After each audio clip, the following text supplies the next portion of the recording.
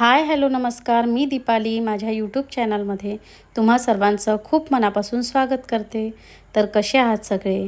सगळे मजेत असेल, आनंदी असेल, तसे स्वस्थ असेल आणि असायलाच पाहिजे अशीच मी बाप्पांच्या चरणी प्रार्थना करते। तर घरातली सगळी क्लिनिंग, स्वयंपाक, देवपूजा वगैरे सगळं माझं आटपून झालेलं आहे आणि त्यानंतर आता जी काही थोडीफार एक्स्ट्रा कामं आहेत ती मला करून घ्यायची आहे। तर आधी आता अपेक्षाला ना वेणी वगैरे करून दिली, कारण ती माझी वाट बघत होती वेणी करण्यासाठी। म्हणजे आंघोळ आधीच झालेली होती, मात्र मी जरा कामात होती त्यामुळे वेणी वगैरे नव्हती करून दिलेली तिला। मात्र ती म्हणत होती की तूच करून दे वेणी म्हणून। तसं एक वेणी तिला येते, जमते बऱ्यापैकी, घालता येते तिला, मात्र तिचा हट्टच होता की तूच घालून दे। म्हणून मग आता तिला आधी वेणी करून दिली आणि आता जी काही थोडी माझी शिल्लकची कामं होती ती करायला घेतली, कारण बाकी तर किचनमधलं माझं सगळं झालेलं होतं।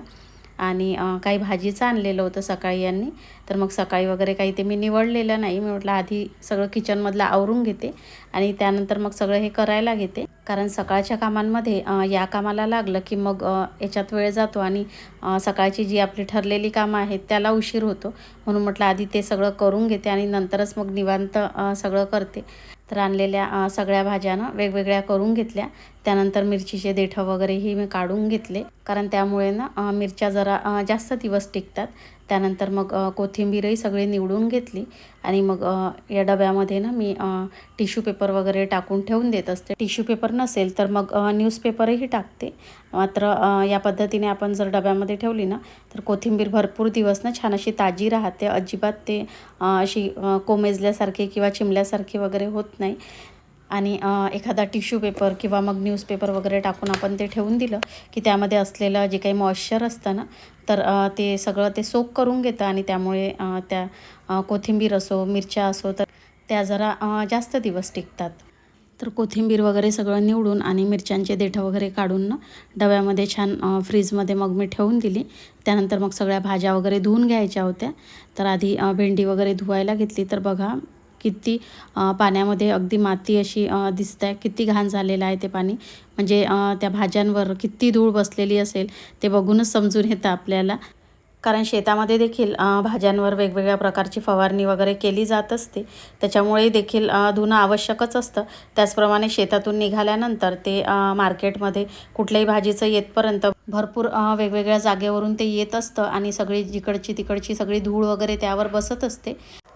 त्यामुळे मार्केटमधनं भाज्या आणल्या की मी लगेच धुवून घेत असते, म्हणजे त्या वापरायला बऱ्या राहतात। कारण कधी गडबडीत वगैरे आपण असतो, धुवायला वगैरे वेळ मिळत नाही, म्हणून आधीच धुवून वगैरे फ्रीजमध्ये ठेवून दिल्या की वेळेवर आपल्याला धावपळ देखील होत नाही आणि लगेच वापरायला देखील ना बऱ्या पडतात आपल्याला। आणि किचनमध्ये असताना मुलांचा जरा गोंधळ मला ऐकू आला, म्हणून मी जरा बाहेर आली तर बघते तर यांचे आंबे तोडणं सुरू होतं। आणि आज त्याला आंबे तोडून हवे होते आणि आता असं झालेलं आहे की हात पुरवून आंबे तोडण्यासारखे आंबे राहिलेले नाही आहे, कारण वरून ना आधी जवळजवळ होते आंबे, सगळे असे तोडता येत होते, तर तिथले आता सगळे संपलेले आहे। त्यामुळे जरा लांबचेच आंबे आता जरा काठीने किंवा कुठल्याही गोष्टीने तोडावे लागतात।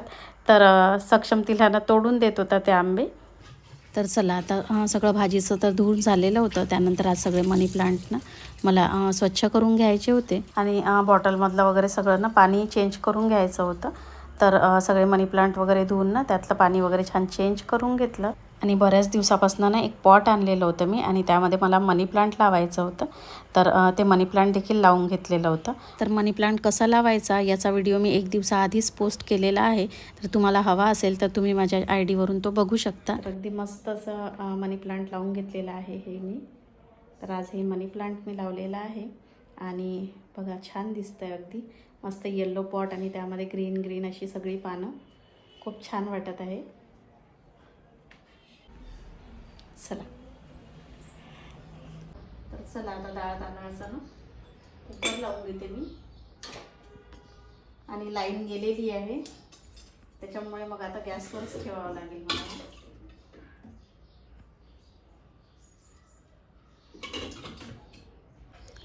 तर आधी भाजी आणि चपाती मी आधीच करून घेतलेली होती, मात्र कुकर तेवढा राहू दिलेला होता कारण आज सकाळी नाश्ता झालेला होता, त्यामुळे मग कुकर लावायची काही गडबड केलेली नव्हती.